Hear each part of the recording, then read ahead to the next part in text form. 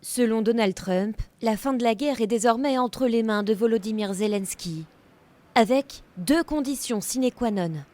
Pas question de revenir en arrière. Obama a laissé la Crimée, il y a 12 ans, sans un seul coup de feu.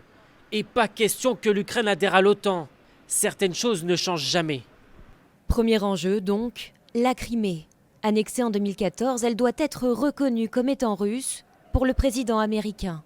Mais le Kremlin exige aussi que l'Ukraine cède la totalité de 2 régions à l'est, en rouge sur cette carte, et le gel de 2 autres localités au sud du pays, Kherson et Zaporijjia.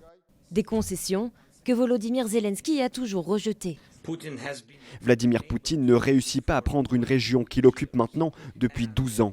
En l'état, la constitution ukrainienne ne permet pas d'abandonner un territoire ou d'échanger des terres. Vient ensuite la question de l'entrée de l'Ukraine dans l'OTAN. Donald Trump évoque des garanties de sécurité, mais en dehors de l'alliance que Moscou considère comme une menace. C'est une proposition qu'il faudra faire avancer et sans doute analyser dans ses détails si elle devait se concrétiser. Essayer de lever des obstacles et de trouver des formats originaux pour répondre à des problèmes qui ne se sont jamais posés avec autant d'acuité. Le point névralgique de la diplomatie se déplace à Washington cet après-midi.